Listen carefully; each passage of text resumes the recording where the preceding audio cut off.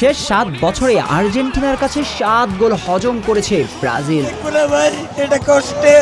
ওই যে প্রবাদে আছে না, নিজের চরকায় তেল দাও। ব্রাজিলিয়ানরা কি এই প্রবাদটি কখনো শুনেননি?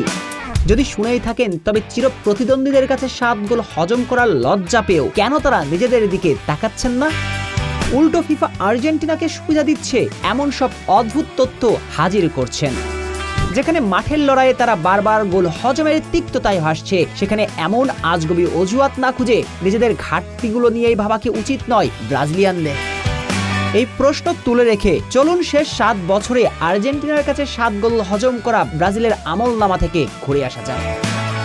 2019 সালের কোপা আমেরিকার পর সৌদি আরবে স্কালোনির দলের বিপক্ষে একটি প্রীতি ম্যাচ খেলতে নেমেছিল সেলেসাওরা।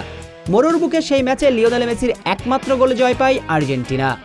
এরপর 2021 সালের কোপা আমেরিকা ফাইনালে ঐতিহাসিক মারাকানা স্টেডিয়ামে অ্যানহেল ডি মারিয়ার দর্শনীয় গোলে 1-0 ব্যবধানে জয় উৎসবে মাতে আকাশী নীলরা।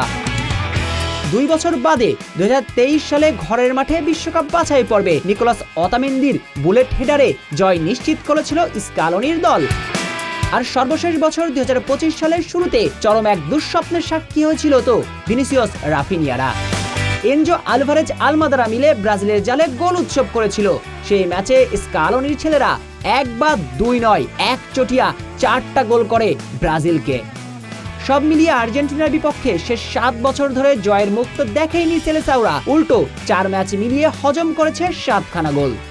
অথচ নিজেদের এই খাপছাড়া পারফরমেন্স আড়াল করে আর্জেন্টিনার সাফল্যকে বিতর্কিত করার চেষ্টা করছেন কি তারা? এই প্রশ্নের উত্তর না খুঁজে হয়তো ফুটবল প্রেমীদের বড় কামনা থাকবে ব্রাজিল যেন দ্রুতই তাদের চিরচেনা রূপে ফিরে আসে। সব সংকট কাটিয়ে কার্লো আনচেলত্তি নামের এক জাদুকরের হাত ধরে ব্রাজিল আবারও ঘুরে দাঁড়াক। বিশ্ব ফুটবলে আবারও আর্জেন্টিনা ব্রাজিলের সেই হারিয়ে যাওয়া ধ্রুপদী দ্বৈরথের সাক্ষী হোক।